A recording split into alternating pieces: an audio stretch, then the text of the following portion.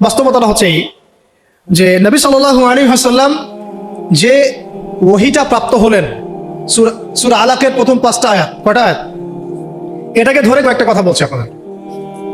এই যে 23 বছরের কথা আমি বললাম, যে 23 বছরে সমাজটা পরিবর্তন হয়ে গেছে। এমন সমাজ যে সমাজে এই জাহিলিয়াতগুলো ছিল, কিসের ভিত্তিতে হয়েছে? জাদু দিয়ে, মানুষকে মেরে পিটিয়ে, রিমান্ডে নিয়ে টর্চার করে, মানুষকে উঠিয়ে আয়না ঘরে নিয়ে পরিবর্তন করা হয়েছে। কোনটা বলেন? মানুষের দাওয়াত দেওয়া হয়েছে, আল্লাহর দিকে নিয়ে আসা হয়েছে, বুঝানো হয়েছে, মানুষ বুঝে নাই, মানুষ গালিগালাজ করেছে, মেরেছে, সবর করা হয়েছে, প্রয়োজনে দেশ থেকে চলে যাওয়া হয়েছে, তাই না? হিজরত করা হয়েছে। পরে যখন তারা বেশি এগ্রেসিভ হয়ে গেল, তখন আমাদেরকে বদরে আসতে হলো। বদরে তো আমরা প্রথমে যাই নাই, তাই না? রাষ্ট্র যখন কায়েম করেছি তারপরে গিয়েছি, রাষ্ট্র কায়েম করার আগে তো আমরা বদরে যাই নাই। এখন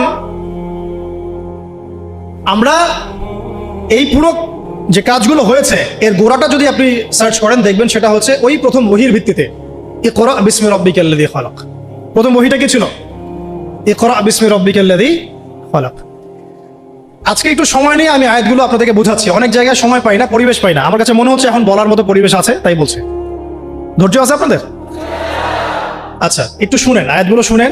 অনেকে এইটুক বলে আর কি, ইকরা বিসমি রাব্বিকাল্লাযী খালাক, এবং আমি দেখেছি অনেক সেকুলার প্রতিষ্ঠান, ইভেন ইংলিশ মিডিয়াম স্কুল কলেজের বাইরেও আয়াতটা লেখা আছে। আসলে এর দ্বারা কি বোঝানো হয়েছে? নবী সাল্লাল্লাহু আলাইহি ওয়াসাল্লাম পেরেশান, এই সমাজটাকে কিভাবে পরিবর্তন করব। তিনি সমাজের এই জাহিলিয়াতগুলো থেকে নিজেকে দূরে সরিয়ে রাখেন, ওই হেরা গুহায় গিয়ে বসে থাকেন। আপনারা যারা নামাজ পড়েন 5 ওয়াক্ত, আপনার কানের পাশে যদি মিউজিক প্লে করা হয় ধুমধারাক্কা, আপনার কি ভালো লাগে? ভালো লাগে কি আপনার? নিশ্চয়ই ভালো লাগে না। আর নবী সাল্লাল্লাহু আলাইহি ওয়াসাল্লাম, যার আগেও কোনো গুনাহ নাই, পরেও কোনো গুনাহ নাই, তার কাছে কেমন করে ভালো লাগবে? তিনি তো একজন নবী। সমাজে এইসব জাহিলিয়াত দেখে তিনি দূরে সরে থাকেন। দেখেন আমাদের সমাজেও কিন্তু যে মানুষগুলো একটু আল্লাহওয়ালা, সমাজের জাহিলিয়াত তাদেরকে ভালো লাগে না, তারা আলাদা হয়ে চলে। তখন সমাজ তাদেরকে বলে তারা আনসোশ্যাল, তাই না? আমরা বিপদে পড়ি, তখন খুব বিব্রতকর অবস্থায় পড়ি। তা নবী সাল্লাল্লাহু আলাইহি ওয়াসাল্লাম সেখানে পেরেশান। আল্লাহ পাক তখন পেরেশানি দূর করছেন এইভাবে, ওহী নাজিল করে, যে আপনি যে সমাজটাকে পরিবর্তন করতে চাচ্ছেন, এটা এমনি এমনি হবে না। এটার জন্য জ্ঞানের চর্চা দরকার, জ্ঞানের বিপ্লব দরকার। সুবহানাল্লাহ। এই জন্য প্রথম আয়াত আসছে পড়ুন।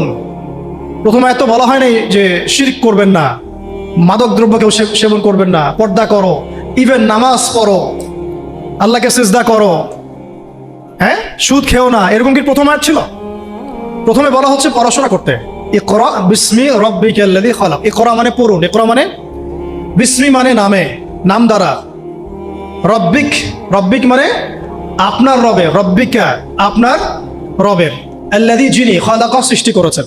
অর্থ দাঁড়াচ্ছে ইকরা বিসমি রাব্বিকাল্লাযী খালাক, পড়ুন আপনার সেই রবের নামে যিনি আপনাকে সৃষ্টি করেছেন। শুরুতে বলেছিলাম, আপনাদের মনে আছে কিনা, যে জ্ঞান আপনাকে আল্লাহর দিকে নিয়ে যাবে সেটাই জ্ঞান। এইটা হচ্ছে দ্য ডেফিনেশন অফ নলেজ। বুঝতে পারছি কি ভাই?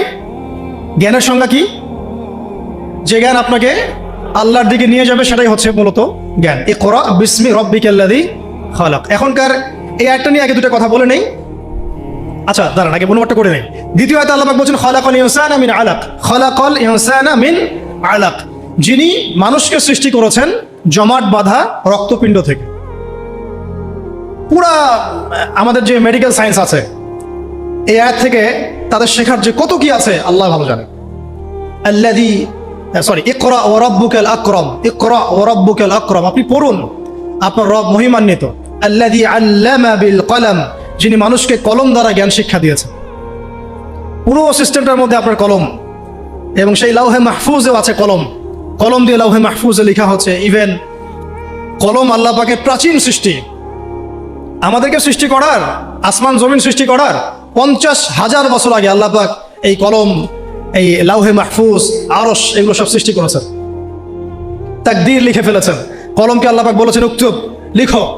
কলম বলেছে মাযা আকতুব, আমি কি লিখবো? আল্লাহ পাক বলেছেন কিয়ামত পর্যন্ত যা হবে সব লিখে ফেলো। আমরা যে জীব আর জড়র সংজ্ঞা পড়েছি, সংজ্ঞাটা ঠিক না। আল্লাহ পাকের যখন হুকুম হবে, আজকে আমরা যেখানে বসে আছি এই জমিনও কথা বলবে ইনশাআল্লাহ। ইয়াউমাইযিন তুহাদ্দিসু আখবারাহা, যেদিন এই জমিন তার বৃত্তান্ত বর্ণনা করবে। তো জীব জ্বরের এই ক্লাসিক্যাল সংজ্ঞা বাদ দিয়ে আমরা এটা বোঝার চেষ্টা করি। তো আল্লাহ পাক বলছেন যে যিনি মানুষকে কলম দ্বারা জ্ঞান শিক্ষা দিয়েছেন, শুধু তাই না, আল্লামাল ইনসানা মা লাম ইয়ালাম, তিনি মানুষকে সেই জ্ঞান শিক্ষা দিয়েছেন যা মানুষ জানতো না। আপনারা যখন আরো একটু পড়াশোনা করবেন দেখবেন বুদ্ধিবাদ পড়ানো হবে, যে মানুষ বায়োলজিক্যালি জ্ঞান অর্জন করেছে এমনটা পড়ানো হয়, অভিজ্ঞতাবাদ পড়ানো হয়, কেউ কেউ সমন্বয় মতবাদ পড়ান, কিন্তু আসলে জ্ঞানের উৎস কিন্তু আমরা না। জ্ঞানের মূল উৎস হচ্ছে আল্লাহ পাক নিজে, স্বয়ং তিনি হচ্ছেন জ্ঞানের মূল উৎস। আল্লাহ নিজে তার সৃষ্টিকে মানে বান্দাদেরকে জ্ঞান শিক্ষা দিয়েছে। দলিল আরেকটা আছে, আদম আলাইহিস সালামকে সৃষ্টি করার পরে আল্লাহ পাক কিন্তু বলেছিলেন ওয়াল্লামাল আদামা আসমাআ কুল্লাহা, আল্লাহ রাব্বুল আলামিন আদম আলাইহিস সালামকে তার পক্ষ থেকে সব নাম শিক্ষা দিয়েছেন। সুবহানাল্লাহ। জ্ঞানের মূল উৎস কে তাহলে? আচ্ছা, এখন এই 5টা আয়াত যখন নাজিল হলো, অর্থগুলো তো মোটামুটি জানলেন।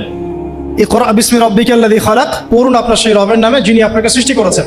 খালাকাল ইনসানা মিন আলাক, যিনি মানুষকে জমাট বাঁধা রক্তপিণ্ড থেকে সৃষ্টি করেছেন। ইকরা ওয়া রাব্বুকাল আকরাম, পড়ুন আপনার রব মহিমান্বিত। আল্লাযী আল্লামা বিল কলম, যিনি মানুষকে কলম দ্বারা জ্ঞান শিক্ষা দিয়েছেন। আল্লামাল ইনসান মা লাম ইয়ালাম, মানুষকে সেই জ্ঞান শিক্ষা দিয়েছেন যা মানুষ জানতো না। এই যে গল্পের জার্নি বিগেন সেখান থেকে। এরপরে 23 বছর পরে আপনি মক্কার দিকে তাকান, দেখবেন সেখানে কোনো শিরক নাই, আছে? কোনো রিবা নাই, আছে? কোনো মাদক নাই, কোনো মেয়ের অবমাননা, ইভেন কোনো জুয়া, ধর্ষণ, বিচ্ছিন্ন দু একটা ঘটনা ঘটতে পারে, কোনো গোত্রীয় হানাহানি, কিচ্ছু নাই। কত বছর? 23 বছর। জার্নিটা কোথা থেকে শুরু হলো? হেরা গুহা থেকে। কোন আয়াত থেকে? ইকরা, পড়ুন থেকে। এখন আপনারাও সব স্টুডেন্ট, আপনারাও পড়ছেন, মাশাআল্লাহ 15 বছর হয়ে গেছে। আমরাও পড়েছি, আমারও 15 বছর চলে গেছে।